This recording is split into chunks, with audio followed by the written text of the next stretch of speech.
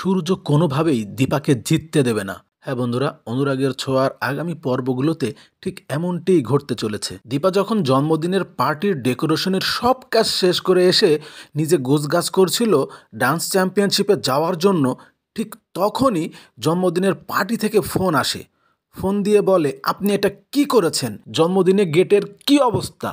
এই গেট যদি সময় মতো ঠিক না হয় তাহলে আমি আপনাকে 1 টাকাও পেমেন্ট তো দেবই না, বরঞ্চ যেটা অ্যাডভান্স করেছিলাম সেই টাকাও আপনার আমাকে ফেরত দিতে হবে।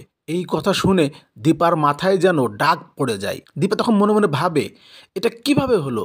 এটা কিভাবে সম্ভব? আমি তো সব ঠিকঠাক করেই আসছিলাম। তখন দীপা সিদ্ধান্ত নেয় যে আমাকে আগে জন্মদিনের পার্টিতে যেতে হবে, যে ওখানকার গেটের অবস্থানটা দেখতে হবে, যে ওই গেটটা আগে ঠিক করতে হবে।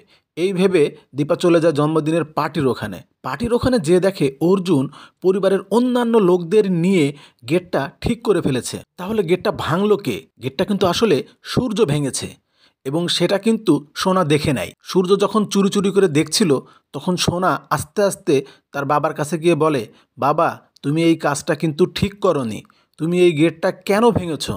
তখন সূর্য বলে, মা, তুই অনেক ছোট, তুই বুঝবি না আমি কেন করেছি। তখন সোনা বলে, আমি সবাইকে বলে দেব। এই বলে সোনা দৌড়ে চলে আসে। আর ওদিকে দীপা চলে যায় ডান্সের অডিশনে। সূর্যও চুপি চুপি করে চলে যায় অডিশনের ওখানে। সূর্য দেখে দীপা মঞ্চে খুব দারুণ পারফর্ম করছে। একবারের জন্য হলেও সূর্যের মনটা একটু নরম হয়ে যায়। কিন্তু পরক্ষণেই সূর্যর মনে পড়ে যায়, দীপা যদি এই ডান্স চ্যাম্পিয়নশিপে চ্যাম্পিয়ন হয়ে যায় তাহলে সে আমাকে সমস্ত টাকা দিয়ে দেবে, আর আমার মেয়ে দুটো আমার কাছ থেকে চিরতরের জন্য আলাদা হয়ে যাবে। আমি এটা কখনোই হতে দেব না।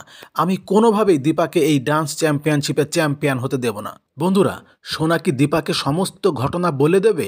আর সূর্যই বা দীপাকে হারানোর জন্য নতুন কি ফোন দিয়ে আঁটবে? জানতে হলে দেখতে হবে অনুরাগের ছোঁয়া। আর অনুরাগের ছোঁয়ার সর্বশেষ আপডেট সবার আগে পেতে আমার চ্যানেলটিকে এক্ষুনি সাবস্ক্রাইব করে রাখতে হবে। সবাইকে অসংখ্য ধন্যবাদ।